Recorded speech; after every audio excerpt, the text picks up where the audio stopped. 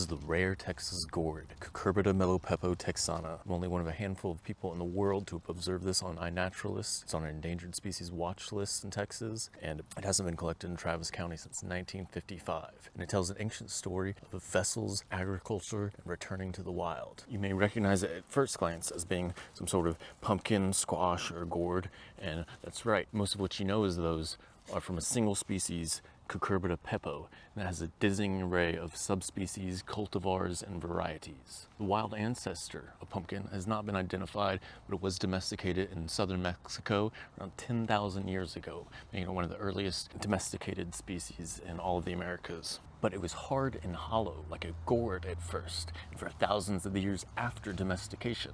So why was it being grown? Well, for containers.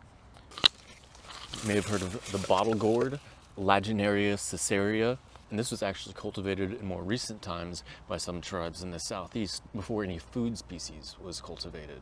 Remember, pottery is a technology that didn't appear to North America until about 4,000 years ago. The alternatives, carving a wooden bowl or using pitch on a basket to make it watertight, are much more laborious than simply growing it. Also around 4,000 years ago was when pumpkin was first being grown in the Mississippi Basin, predating the use of corn there. So to me that says pumpkin was being grown for vessels until a better alternative, pottery, came around, whereupon people started just eating them instead and quickly selected for varieties that evolved softer rinds, larger size, and more nutritious flesh. So what does that all have to do with the Texas gourd? Well, agriculture spread throughout the southeast along with the introduction of corn and beans, creating the megalithic Mississippian civilization that stretched into Texas by way of the Caddo Nation. So pumpkins were being grown all over East Texas for thousands of years, with local varieties adapting to the climate, and at some point a variety escaped into the wild. It evolved into a new species, Cucurbita pepo, which further evolved into this rare subspecies,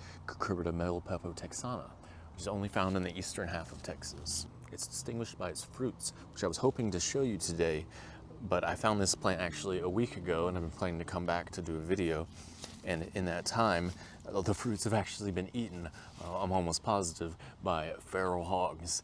And I see evidence of hog tracks all around, and they've even eaten a few of the leaves here and just chopped clean off. There was 2 fruits on this one, and there's an additional plant over there which has an even bigger fruit, which is even a better representation. But unfortunately, I can't even prove it's that subspecies anymore, except I did take photos of the initial ones. That may seem like a travesty. The feral hogs are extremely destructive to the environment, but I was thinking about it, and they might actually be responsible for this plant being here in the first place, because wild hogs are all throughout East Texas, and what's a likely dispersal agent for a large fleshy fruit like this? Well, a hog is a pretty good guess, and in the area where I'm at is quite the hog corridor. I see them around here all the time, and they have a very predictable path. They tear up this whole area. They could have brought it in themselves and then just ate it later on. But this subspecies is distinguished only by its fruit. It's green with white stripes or ivory colored, and it's a smooth surface, and it's roundish. It's kind of similar to this, except it doesn't have that constriction in the middle, and it's more pear-shaped, so I suppose the top half of this. And the plant next to me, that had one very much like this, and this one was the green with white stripes variety.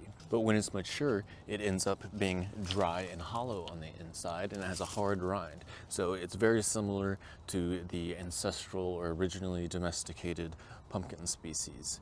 And it could be used theoretically for a vessel just like this, a small cup or something. Now, I'm not going to tell you exactly where this one is, but it is a silty and sandy soil in a drainage in central Texas, and it's a blackland prairie ecosystem. It's also kind of out in the woods, so one of the benefits of following deer trails rather than human trails, you find some cool stuff like this.